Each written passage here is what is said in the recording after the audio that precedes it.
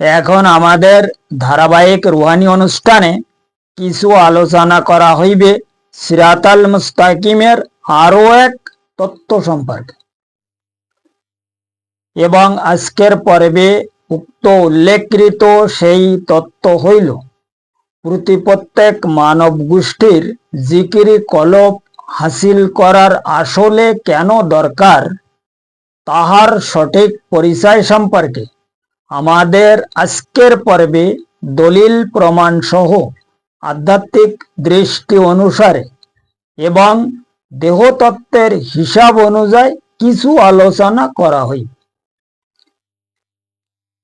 কারণ উক্ত উল্লেখকৃত সেই মহাকঠিন রুহানি বিষয়কে যদি সঠিকভাবে উপলব্ধি করা যায়, তবে বর্তমান জামানার প্রত্যেক ব্যক্তির জিকিরে কলব হাসিল করার আসলে কেন দরকার তাহার সঠিক পরিচয় সহ সিরাতাল মুস্তাকিমের হাকিকত সম্পর্কে প্রত্যেক ব্যক্তি আরো বহু এলেম অর্জন করার জন্য সঠিক রুহানি হিসাব অনুযায়ী এবং বাতিনি তালিম অনুসারে অবশ্যই সক্ষম হইতে পারিবে ইনশাআল্লাহ তাআলা।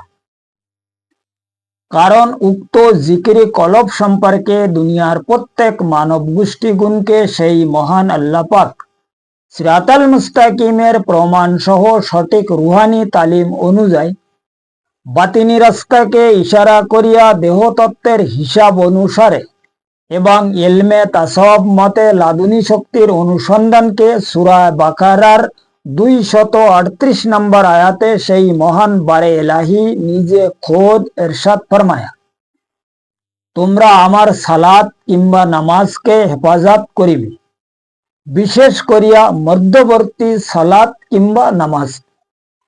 কারণ উক্ত পবিত্র আয়াতে আপনারা খুব ভালোভাবে খেয়াল করিয়া দেখিবেন যে উস্তা শব্দকে সেই মহান আল্লাহ পাক ইরশাদ ফরমায়া, তাহার উক্ত পবিত্র শব্দের মানে হইল মধ্যবর্তী। তাহার উক্ত মধ্যবর্তী সালাত কিংবা নামাজকে তিনি প্রত্যেক মানব গোষ্ঠীকে হেফাজত করার জন্য উক্ত পবিত্র আয়াতে নির্দেশ ফরমায়। অর্থাৎ প্রত্যেক মানব দেহর সিনার মধ্যে তাহার যে সালাত কিংবা নামাজকে তিনি খোদ উপস্থিত ফরমায়া, উক্ত সালাত কিংবা নামাজ সম্পর্কে তিনি উক্ত পবিত্র আয়াতে প্রত্যেক মানব গোষ্ঠী গুণকে সঠিক নির্দেশ প্রদান ফরমায়া। কাজে এখন উপলব্ধি করার বিষয় হইল সেই মহান আল্লাহ পাকের উক্ত সালাত কিংবা নামাজ আসলে কি বস্তু, তাহার সঠিক দলিল প্রমাণ সহ যদি উপলব্ধি করা যায়, তবে জামানার প্রত্যেক ব্যক্তি সেই মহান আল্লাহ পাকের উক্ত সালাত কিংবা নামাজকে হেফাজত সহ জিকিরে কলব হাসিল করার কেন দরকার তাহা উপলব্ধি করার জন্য অবশ্যই সক্ষম হইতে পারিবে। কারণ তাহার উক্ত সালাত কিংবা নামাজ হইল প্রত্যেক মানব দেহর সিনার মধ্যে তাহার প্রদানকৃত বিভিন্ন প্রকার বাতিনি রূহ, যে রুহুগুণের নাম হইল কলব, রুহু, সির, খফি, আখফা, আনা, নফস। এই সাতজন হইল মানব দেহর লতিফা বলি আমরা যেটা, এটা হইল এই সাতজন রুহু। আর এনাদের 9 জন খলিফা রয়েছে, যে 9 জন খলিফার নাম হইল কলবে সানোবার, কলবে সেলিম, কলবে মুনিব এবং কলবে শহীদ। আর নফসে লবামা, নফসে মুলহিমা, নফসে মুতমাইনা, রুহে জামাদি, রুহে নবাতি এবং রুহে হাইমানি। আর অরিজিনাল কলবের নাম হইল কলবে সানোবার। আর অরিজিনাল যে নফস তার নাম হইল নফসে আমরা। এই টোটাল 16 জন রুহুকে তিনি মানব দেহর মধ্যে প্রদান ফরমায়। এই 16 জন রুহুকে হেফাজত করার নাম হইল তাহার সালাত কিংবা নামাজকে হেফাজত করা। যাহার কারণে হাদিস কুদসির মাধ্যমে সেই মহান বারে এলাহি, সেই মহান নবী পাক সালাতুসালামের উক্ত মহা অসীম জবান মোবারকে দুনিয়ার প্রত্যেক মানব গোষ্ঠীগণকে তিনি খোদ এরশাদ ফরমায়া, আমার কিছু মাকলুক রয়েছে যাহাদের হাকিকত আমি ছাড়া আমার অন্য কোনো মাকলুক জানেই না, এবং আমার উক্ত মাকলুক প্রত্যেক মানব দেহর মধ্যে আমি সঠিক ভাবে গোষ্ঠিত রাখিয়াছি আমার রুহানি হিসাব অনুযায়ী। এই হইল আজকের পর্বের জিকিরে কলব হাসিল সম্পর্কে সামান্য কিছু রুহানি আলোচনা এবং সিরাতাল মুস্তাকিমের আরো এক তথ্য, যাহা প্রত্যেক মানব গোষ্ঠীর জানার অবশ্যই দরকার আছে।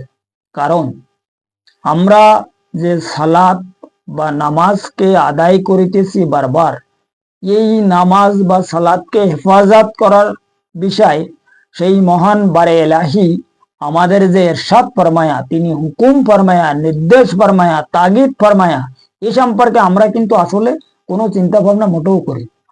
এখন এই রুহুগুণকে কিভাবে হেফাজত করা যাবে সেই ব্যাপারে আমাদের বোঝা উচিত। কারণ এই রুহুগুণকে হেফাজত করিতে চাইলে সর্বপ্রথমে আমাদের জিক্রে কলব হাসিল করিতে হইবে।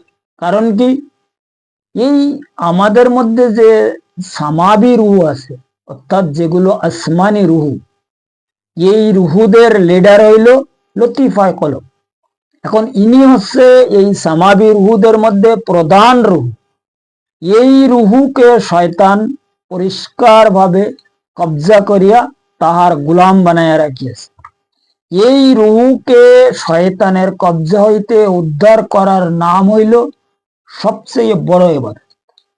এই ইবাদতের মধ্যে যারা সামিল হইয়াছে তাহারাই জিকিরে কলব হাসিল করিতে সক্ষম হইয়াছে।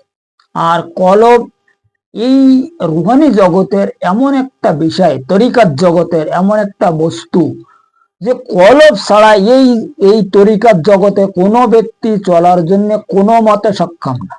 এখন এই কলবকে উদ্ধার করার জন্য, শয়তানের যে প্ররোচনা, ওখান থেকে উদ্ধার করার জন্য আমাদের কামেল মুর্শিদের দরকার হয়।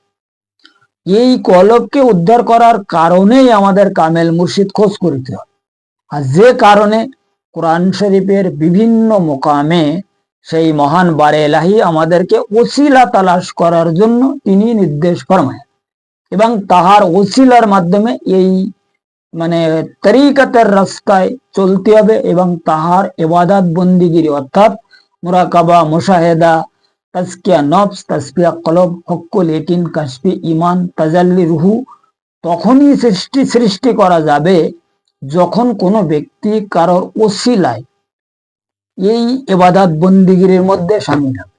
কোন ইবাদত? কলবি ইবাদত। কারণ আমরা আমাদের মুখ জবান দ্বারাই দিমাগি এলেমের মাধ্যমে যে ইবাদত করিতেছি, এই ইবাদতে আমাদের কোনো সময় মুক্তি হবে না, আমি 100% গ্যারান্টি দিতে পারি। কারণ কি, আমাদের দিলের মধ্যে লতিফায়ে নফস অর্থাৎ শয়তানের খলিফা প্রত্যেকের দিলের মধ্যে ঢুকে বসে আছে। দিল আমাদের বিভিন্ন প্রকারের কুমন্ত্রণা সুমন্ত্রণা দিতেই আছে।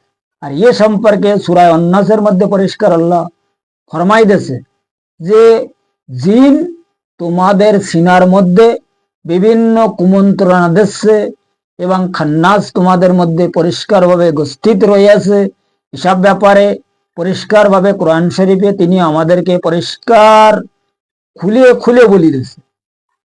হুজুরে আকরাম সাল্লাল্লাহু সাল্লামও এই নফসের ব্যাপারে, নফস থেকে ইনসানকে উদ্ধার হওয়ার জন্য উনিও বহু হাদিসে, বহু কায়দায় প্রকাশ্যভাবে আমাদেরকে ইরশাদ ফরমায়া, ইয়া তাআলা ফরমায়া, দায়া নফস কা ওয়া তাআলা, অর্থাৎ কি তোমরা সবাই কিন্তু নফসের দায় ঠেকিয়ে রয়েছে।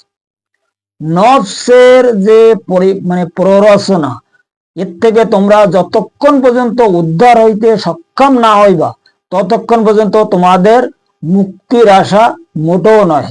যদি তোমরা প্রকৃত মুমিন হইতে চাও তো নফসের সঙ্গে জিহাদ করো।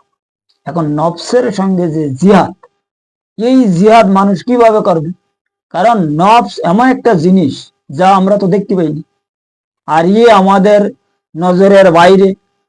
এখন আমরা এটা প্রত্যেকে জানি যে আমাদের প্রত্যেকের মধ্যে একজন শয়তানের খলিফা লতিফায় নফস রইয়াছে, এবং হুজুর পাকও এ প্রসঙ্গে হাদিস শরীফে ইরশাদ ফরমায়া, যখন একজন আদম সন্তান মানে ভূমিষ্ঠ হয় তার সঙ্গে একজন শয়তানও তার সাথে সাথে ভূমিষ্ঠ হয়।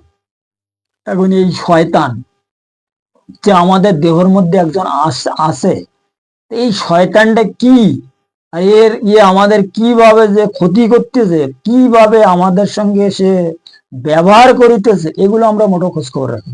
যে কারণে আমাদের একজন কামেল মুর্শিদের দরকার হয় এই ব্যাপারটা আমাদের জানা বোঝার জন্য। কারণ কি, আমরা তো জানি না যে এই নফসের কারনামা কি, কিভাবে আমাদেরকে ক্ষতিগ্রস্ত করিতেছে।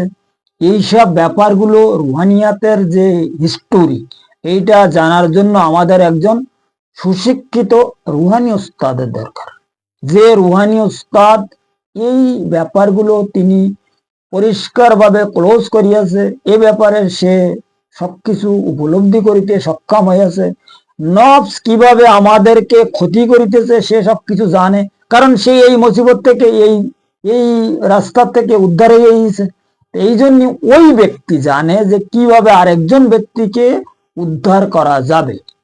এই জন্য এখানে যে কোরআন হাদিসে যেটা ওসিলা সম্পর্কে হুজুর পাক বা আল্লাহ রাব্বুল আলামিন ইজ্জত আমাদেরকে পরিষ্কারভাবে ইশারা ফরমায়া, কি জন্য? শুধু এই নফসের কারণে। এমন করে বলা যায় যে পরিষ্কার এই যে 30 পারা কোরআন শরীফ যেটা আল্লাহ পাক দুনিয়ার জমিনে নাজিল ফরমায়া, সিরিফ এই নফসকে কন্ট্রোল করার জন্য, শয়তানের প্ররোচনা হইতে নফসকে বাঁচাবার জন্য। কারণ কি, এখানে কোরআন শরীফের মধ্যে কোনো জায়গায় এই আমাদের এই নফসের কোনো জায়গায় জান্নাতের লালচ দেওয়া হয়েছে, কোনো জায়গায় জাহান্নামের ভয় দেখানো হয়েছে, কোনো জায়গায় কত কিছু বলা হয়েছে, কত কিছু করা মানে মানে যা কিছু এই কোরআন শরীফের মধ্যে বলা আছে, অধিকাংশ বিষয়টা হলো এই নফসকে কন্ট্রোল করা।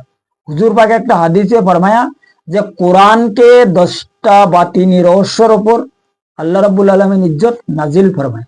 এই 10টার মধ্যে 7টা হইল কেবল নফসকে পবিত্র করার বিষয়, আর 3টে অন্য বিষয়। এখন এখানে যদি আমরা পরিষ্কারভাবে কোরআন হাদিসের দিকে লক্ষ্য করি, আমরা যে ইবাদত বন্দিগিরি যা করতেছি, আসলে কিন্তু আমরা সবাই নফসের পায়রাবির মধ্যে পড়ে আছি।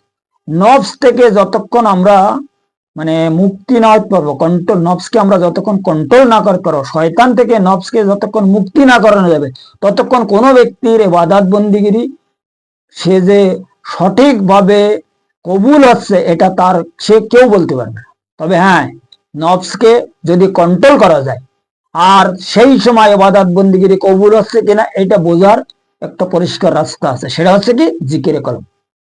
এই জিকিরে কলব যদি কেউ হাসিল করিয়া এই কলবি জিকিরের মাধ্যমে তাহার দিলকে সে মতলব জিকির করানো শিখাতে পারে ইসমে আজম, তখন সে পরিষ্কারভাবে 100% একটা মতলব সাকসেসফুল হয়ে যাবে যে আমার প্রত্যেকটা ইবাদত ইনশাআল্লাহ তাআলা কবুল হচ্ছে এবং আল্লাহ মঞ্জুর করিতেছে।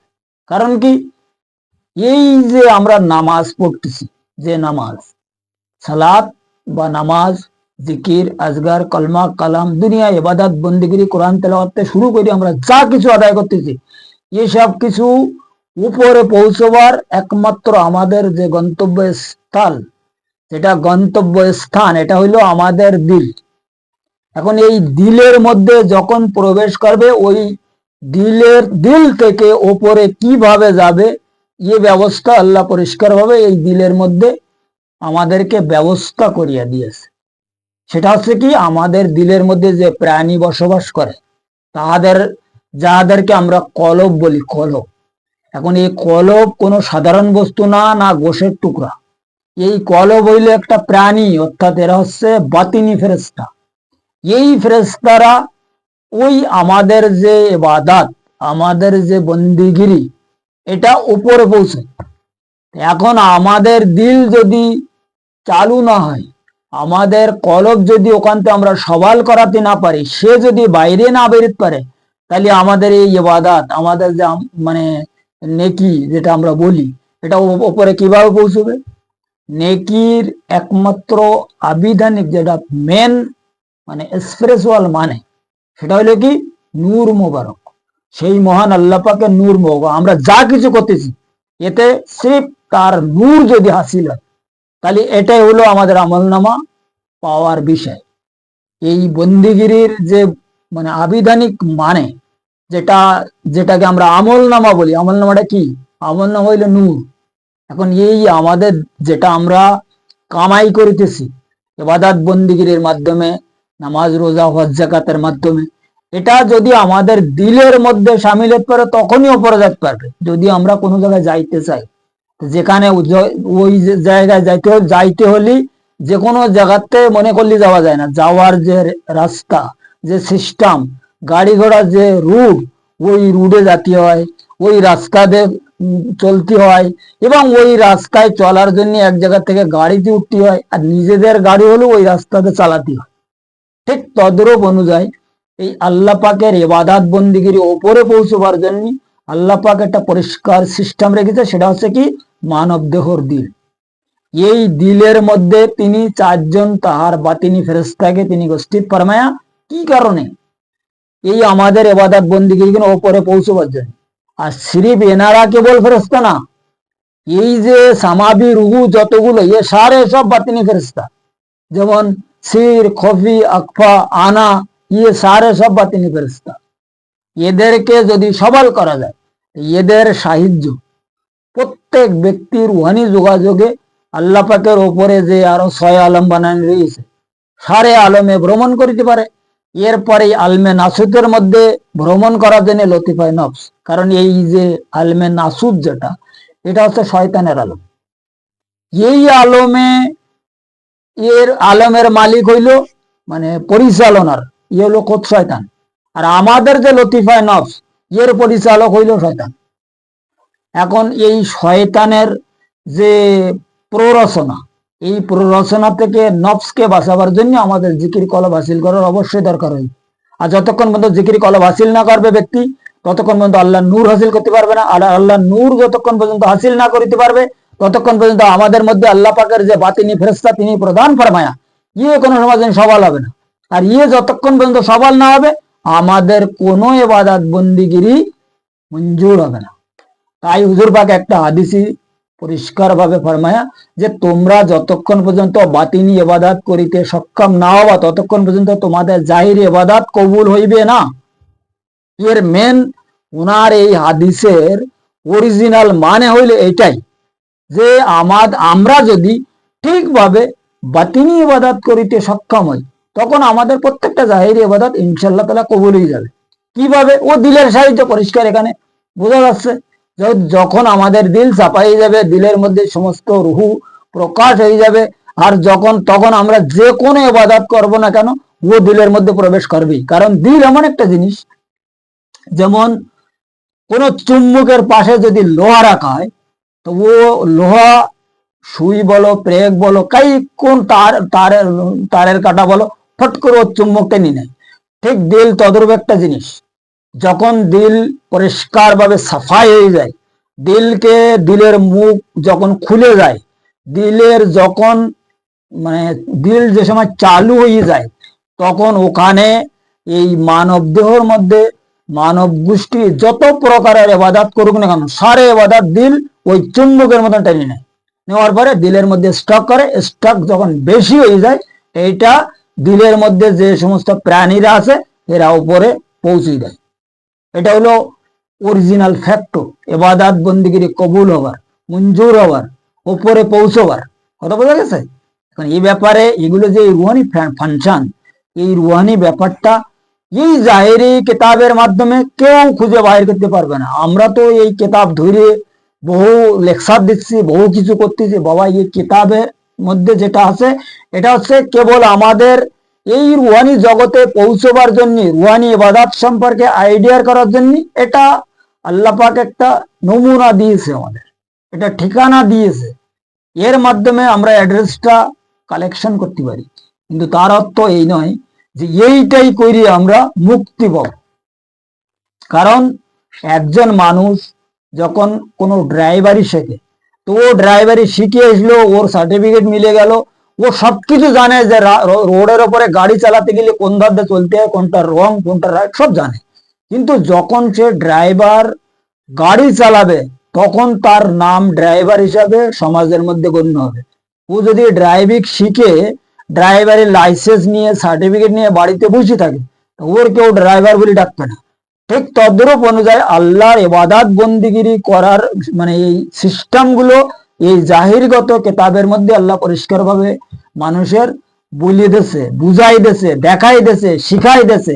এইবার ওর মাধ্যমে যখন সিরাতাল মুস্তাকিমের রাস্তায় চলা হবে তখন ব্যক্তি ইমানদার হবে, প্রথমে তো আমলদার হবে, তারপরে ইমানদার হবে, তারপরে মুমিন হবে, এরপরে আরো বহু স্তর আছে অলিদের।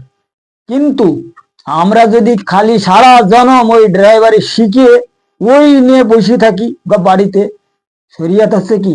শরিয়ত হচ্ছে কানুন। কানুন, এই কানুন, এই যেমন রাস্তায় চলতে গেলে বিভিন্ন কানুনের দরকার আছে, গাড়ি চালাতে গেলে কিছু অনেক কিছু শেখার বা জানার দরকার আছে, ঠিক তদ্রূপ আছে শরিয়ত একটা কানুন।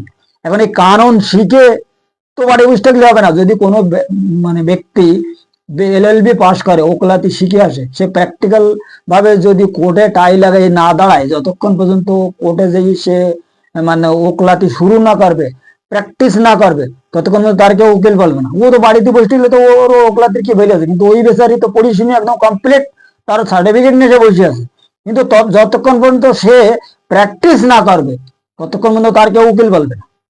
ঠিক এই ইবাদতের বিষয়টা কি তদরূপ ব্যাপার একটা, এই আমাদের মুক্তির বিষয়টা তদরূপ ব্যাপার। যে কারণে আল্লাহ এই সিরাতাল মুস্তাকিমের একটা রাস্তা আমাদের জন্য নির্ধারিত ফরমায়। এই সিরাতাল মুস্তাকিমের তালিম আজকে থেকে না, হজরতে আদম আলাইহিস সালাতুস সালাম হইতে এই তালিম চলে এসেছে।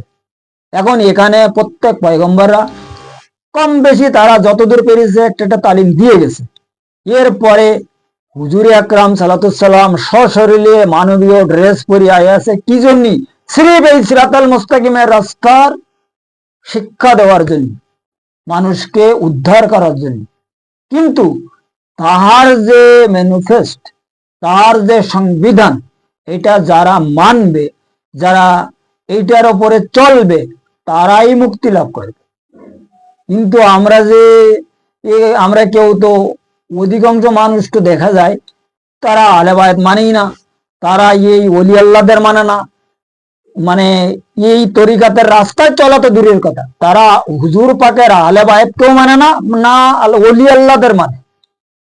তাহলে এখন তাদের ব্যক্তিগত ব্যাপার, কিন্তু তারা হচ্ছে কিতাবি মাস্টার, কিতাবের মাধ্যমে তারা যেটা পাচ্ছে তাই নিয়ে তারা বসে আছে। ওই অবস্থা যেরকম মানে ওকলাতি পড়িয়ে এলএলবি পড়িয়ে এসে বাড়ি বসে থাকা, কিন্তু ওনার তো কেউ কোনো সময় জন্য উকিল সাহেব হিসাবে বা একজন লয়ার হিসাবে জানবে না। ও লয়ার আছে ঠিকই, কিন্তু ও বাড়িতে রয়েছে। যখন উনি মানে প্র্যাকটিক্যাল ভাবে প্র্যাকটিস করবে, যখন কোনো মানুষের উপকার করবে, কোনো কোর্টে যেয়ে মানুষের ব্যাপারে ও মানে ব্যারিস্টারের সামনে হোক, ম্যাজিস্ট্রেটের সামনে হোক, জজ সাহেবের সামনে হোক আর্গুমেন্ট করবে, কোনো ব্যক্তিকে উদ্ধার করাবে, তখন তার নাম আসবে উকিল সাহেব। এর আগে উকিল সাহেব না। কথা বোঝা গেছে? এই হলো মেন বিষয়। এই এই যে কি কয় জিকিরে কলব হাসিল করার, এইটা হচ্ছে মেন বিষয়।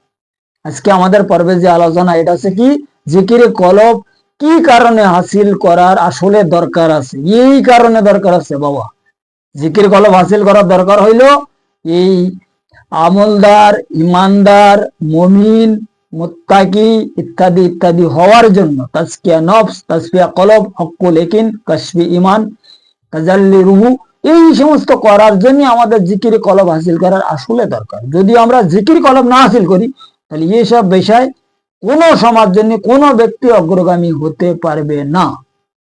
এই কারণে আমাদের জিকির কলব হাসিল করার দরকার। যাই হোক, আজকের এই যে ব্যাপারে এই জিকির কলব সম্পর্কে হাসিল করার বিষয় এই কিছু আলোচনা মোটামুটি একটা উদাহরণের মাধ্যমে কোরআন হাদিস বা দলিল সহ করা হইল। মানব দেহর যে রুহানি পরিচয় সহ এই আলোচনা আমি যেটা করেছি এর মধ্যে এখন আসলে কিন্তু বহু কথা আছে, আর সব কথা প্রোগ্রামের মাধ্যমে করা যায় না। এ তো প্রত্যেকে বুঝতে পারতেছে সামান্য টাইমে কত আলোচনা করা যায়। কারণ শরীফ যদি আমরা কলবের ফাংশন সম্পর্কে আলোচনা করতে যাই কয়েক ঘন্টার দরকার। এই কলবের পরিচয় কি, কি কারণে আসলে এগুলো করতে হয়, এর বিষয়টা কি, মানে একটা কলব জারি করার যে মানে হিস্টোরি, এইটা আলোচনা করতে গেলে 2 থেকে 3 ঘন্টার দরকার। পুরো আলোচনা যদি করা খালি শুধু কলবের একটা সাইড, অনেকগুলো সাইড আছে কলবের সাইডটা কম মনে করো না, কারণ কলবের মধ্যেই 4 জন প্রাণী, এখানে আছে সানোবার, সেলিম, মুনিব, শহীদ, এই 4 প্রাণীর আলোচনা করলে আমি তো শুধু একটা প্রাণীর কথা বলেছি, তাই না? তাই এই কারণে এই কলব সম্পর্কে হুজুর পাক একটা হাদিসে গ্রামীণ ফরমায়া যে এই কলমায় তৈয়ব, কলমা তৈয়ব যেটা, এটা হচ্ছে একটা গাছ। এই গাছের শিকড় মুমিন বান্দাদের কলবে থাকে, অর্থাৎ সিনার মধ্যে থাকে। আর এর ডালপালা আসমানের ওপর আরো মাল্লা পর্যন্ত পৌঁছে যায়। এইটা হলো এই স্টোরি। কোন স্টোরি? এই কলেবের কথা ফরমায় উনি কি কলবে জানোয়ার তো বাইরে বেরিয়ে না, কোনো সময় জন্য প্রকাশ হতে পারে না। এইটা হচ্ছে অরিজিনাল কলব, উনি ভিতরে থাকে। এইটা হলো শিকড়। আর এর ডালপালা হলো সেলিম, মুনিব, শহীদ, এনারা হলো ডালপালা। এরাই বাইরে বেরে আল্লাহর সঙ্গে সম্পর্ক করতে থাকে। আর সানোবার এখান থেকে খালি নূর সৃষ্টি করে দেয়। আর এই নূরের মাধ্যমে দেখা যায় আমাদের অন্য অন্য রুহুগুণ, যে সির, খফি, আকফা, আনা বা আমাদের রুহু, সব প্রকাশই সব বাইরে বেরিয়ে শুরু করে দেয়। রুহুর আলম হইল জবরুত মোকাম। রুহুর যেটা এবাদাত, আমাদের এই ডাইন সাইড যে লতিফা রুহু, জবরুত মোকাম, এই মোকামে হচ্ছে এনার এবাদাতের আলম। আর ওই হজরতে ইব্রাহিম আলাইহিস সালাম হইলে এই রুহুর তালিম টিসিং দেওয়ার মালিক। যতক্ষণ পর্যন্ত রুহু ওই আলমে জবরুত বাইতুল মামুরে না পৌঁছতে পারবে, তো হযরত ইব্রাহিম আলাইহিস সালামের তালিম কাজ কোন জায়গাতে পাবে, আর এই রুহু কোথা থেকে এলেমধারী হবে, আর কিভাবে সে মুক্তি লাভ করবে। এই সমস্ত বিষয়ে রুহানি জগতের যে রুহানি যে ফ্যাক্টর, যে ফাংশন, এটাকে অ্যাকচুয়ালি জানার জন্য বিশাল একটা বিষয় আছে। খুব লম্বা স্টোরি। এই ব্যাপারে যদি আরো কারোর পরিষ্কারভাবে জানা বোঝার ইচ্ছা হয় বা কারোর কেউ দরকার মনে করে, তা ডিসক্রিপশনে তো আমার নাম্বার আছে। ওই নাম্বারে যদি কেউ আমার সঙ্গে সম্পর্ক করে, তা তাদেরকে পয়েন্টে পয়েন্টে দলিল প্রমাণ সহ পরিষ্কারভাবে জানাই দেওয়া হবে। কেউ যদি এই রাস্তায় চলিতে যায়, তাকে চলার জন্য গাইড করা হইবে। এবং আমি যখন গাইড করব কারোর, সে নিজে উপলব্ধি করিতে সক্ষম হইবে যে এই বেচারি, এই ব্যক্তি আমাকে আসলে গাইড করতেছে কিনা, তার গাইডে আমি কোনো অগ্রগামী হচ্ছে কিনা, এটা সে বুঝতে পারবে। কারণ রুহানিগত ব্যাপার যেটা, এটা পরিষ্কার প্র্যাকটিক্যাল ভাবে বোঝার বিষয়। কারণ রুহু আমাদের ভিতরে, কারণ আমাদের এই রুহানি ইবাদত করে আমরা যে কি অগ্রগামী হচ্ছি, এটা আমাদের আসলে জানার বিষয়। যদি আমরা না জানতে পারি, আন্দাজি রুহানিগত ইবাদত আন্দাজি না, এটা হচ্ছে প্র্যাকটিক্যাল দেখে, যেটাকে অনুমান, আর একটা হচ্ছে বর্তমান। তো অনুমানের ইবাদত হইলো শরীয়তের ইবাদত, এখানে অনুমানে করতে হয়। আর তরিকতের ইবাদত যেটা, এটা হচ্ছে মানে এটাকে অনুমান না, এটা হচ্ছে বর্তমান, যেটাকে হাকিকত বলা হয়। হাকিকত মানে হইল বর্তমান। হাকিকতের মধ্যে যখন মানুষ চলে, তখন ও নিজে সবকিছু বুঝতে পারে, দেখতে পায়। এই জন্য তাকে আর বলা লাগে না। এই জন্য ওই ব্যক্তিকে যদি কেউ বোমও মারে, তো ও আর পিছিয়ে হাঁটে না, কারণ ও তো সব দেখতে পাচ্ছে না, ও বুঝতে পারছিস তো যে ও গলত রাস্তা আছে, কত ভুল রাস্তা আছে না ঠিক রাস্তা আছে, ও নিজে বুঝতে পারে। এই জন্য ওর যদি কেউ ভণ্ড বলে, কেউ বদমাইশ বলে, কেউ শয়তান বলে, হ্যাঁ ঠিক আছে বাবা, যা তোমরা বলছো ও সব ঠিক আছে। ও নিজে বুঝতে পেরে না যে ও কেডা, আর ও কি করতেছে, আর ওর ইবাদত বন্দেগী আল্লাহ কবুল করতেছে কি না করতেছে, ও সব বুঝতে পেরেছে। এই জন্য ওর যে যা বলে, কারণ দুনিয়া তো দলে ভারী, এখানে তো শয়তানের দল সবচেয়ে বড়, আর দুনিয়া তো সব শয়তানের দলে। এখন এই দুনিয়াওয়ালারা তো কথা বলবি, যে ইয়ে করে ও তা করে, এ একটা ভণ্ড লোক, এ একটা বদমাইশ লোক, এর কথাবার্তার কোনো ইয়ে নেই, ঠিকানা নেই, মূল্য নেই। এতে কোনো অসুবিধা নেই বাবা, নিজেরটা নিজে বোঝার দরকার। কথা বোঝা গেছে? এবং আমার এই সিরাতাল মুস্তাকিমের মিশনের সঙ্গে যারা পরিষ্কারভাবে জড়িত হয়ে গেছে এবং যারা এখান থেকে উপকৃত হচ্ছে, কিছু আমার রুহানি আওলাদ হিসাবে গণ্য হয়ে গেছে, কেউ রুহানি আওলাদ হতে যাচ্ছে, কেউ রুহানি ট্রেনিং নিচ্ছে, এদের সঙ্গে যদি কেউ যোগাযোগ করে, তারাও এ ব্যাপারে মোটামুটি একটা সাজেশন ইনশাল্লাহ দিয়ে দেবে যে এইটা সঠিক রাস্তা না বেঠিক রাস্তা। কথা হচ্ছে কোনটা দুধ আর কোনটা পানি তারা পরিষ্কারভাবে মানুষের বুঝাবার মতন একটা শক্তি তাদের মধ্যে মানে প্রকাশ হয়ে গেছে। এটা হচ্ছে আমার বড় মানে না, আপনারা আমাকে কিছু মনে করবেন না, সেই মহান আল্লাহ পাকের রহমত আর হুজুর পাকের একমাত্র অনুগ্রহ। এই দুইজনের একটা মানে সাহিত্যই তারা কিন্তু অগ্রগামী হচ্ছে। এটা তাদের সঙ্গে যখন কোনো ব্যক্তি কথা বলবে তারা বুঝতে পারবে। এই হলো মানে আজকের পর্বের একটা মোটামুটি আলোচনা। কারণ এই ব্যাপারে বহুত লম্বা কথা আছে, এগুলো করা সম্ভব না। যাই হোক, আজকের আলোচনা এই পর্যন্ত রাখা হইল। আগামী পর্বে সিরাতাল মুস্তাকিমের আরো অন্যান্য বিষয়ে কিছু রুহানি আলোচনা, মানব মুক্তির প্রমাণ সহ এলমে তাসাউফ মতে লাদুনী শক্তির সঠিক হিসাব অনুযায়ী করা হইবে ইনশাআল্লাহ তাআলা, যদি আমার মুর্শিদ মাওলা তাহার নিজ গুণে আমার প্রতি দয়া ফরমায়।